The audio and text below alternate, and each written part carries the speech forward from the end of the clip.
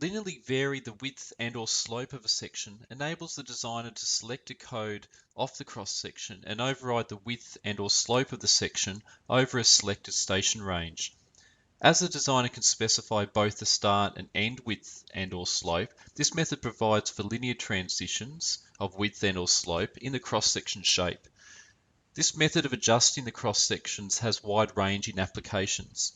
Transition from curb and channel to curb and apron, lay back the curve to allow for driveways and pedestrian crossings, manually change the road crossfall over a selected station range, transition pavement width over a selected station range, change footpath crossfall and or offset to the back of curb.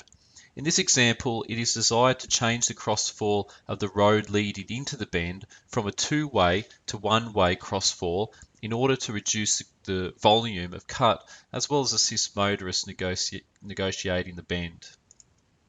From the design data form, select the variation data heading and click on the Add button to add a new entry.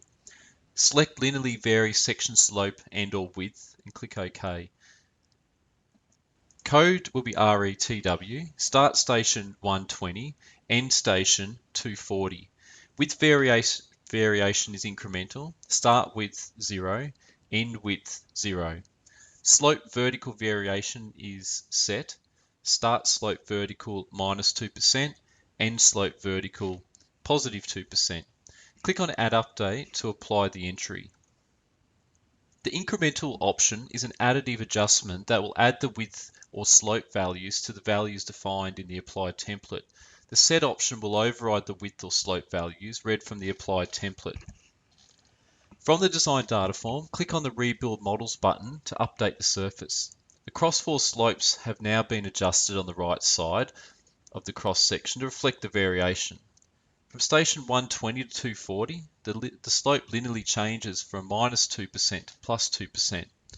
From station 0 to 120 and 240 to the end, the default slope of -2% still applies. Keeping in mind the linearly vary section slope or width variation works as an override to the cross sections, we need to initiate a second linearly vary section slope or width variation to maintain the one-way crossfall along the road.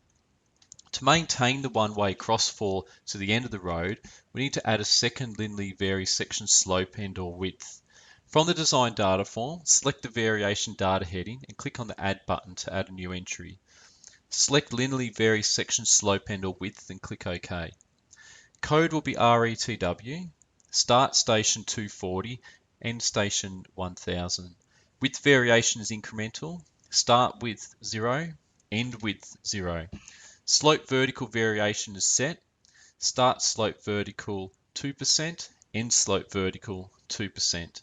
Click on Add Update to apply the entry. From the design data form, click on the Rebuild Models button to update the surface. The cross sections will now be adjusted for one-way crossfall between station 240 to the end of the road. The surface model clearly shows the changes to the crossfall at the right-hand side of Memphis Street.